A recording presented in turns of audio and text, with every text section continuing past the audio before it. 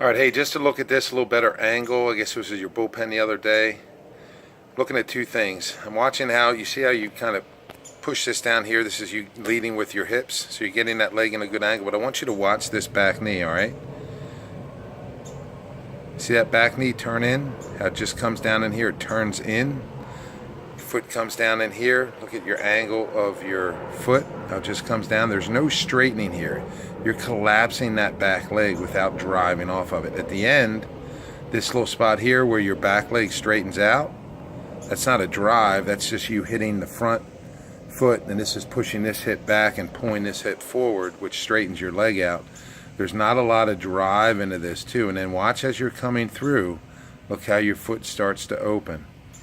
So we want our front leg to be really relaxed. So part of the thing is, I'd like to see you have to look at this, two things. I'm going to give you a couple things to work on. I don't like doing this because all of a sudden you have to try to work on all of them at the same time, but I want you to work it one on one day, one the other. Is you see how you're scrunching forward like this? I want you to stand tall. The reason why is when you scrunch forward into this what's called ipsilateral tilt, watch how your elbows come out. Here, now I got to straighten up, so watch. I still got to straighten up. Watch those elbows. See how they pull back? That's what they call as the inverted W, right? If we are on the side, we see that better. That's caused because you're trying to lift your body out of that ipsilateral tilt. Bullcrap, man. Stay tall, Bubba. Stay tall. You don't want to be a small pitcher. Stand up tall when you're driving down the hill. The other thing that does is it gets your butt underneath your spine, which allows you to use your glutes better. When you're leaning over here like this, guess what's sticking out back there? It's your butt. So when you go to drive, you're using your quads and your hammies. But when you stay tall and sit in, like when you're coming down here, sitting into that back leg. Right now I'm leaning forward, so my butt's sticking out. Be a little bit more upright, less ipsilateral tilt.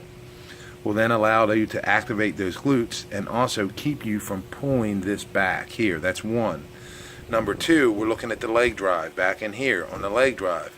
I want to see before that leg turns in right there, I want to see a drive or a straight, and we don't see that. You can see how your arm's coming out here. Remember, we don't want our arm pulling out here because that hyperangulates the arm on the backside. We want to pull that elbow down, get the backside up like a seesaw. Lastly is keep your front foot closed, Chief. So one of the things that you do is you bring this leg back, and I think I talked about that in the previous video. For every action, there's an opposite and equal reaction.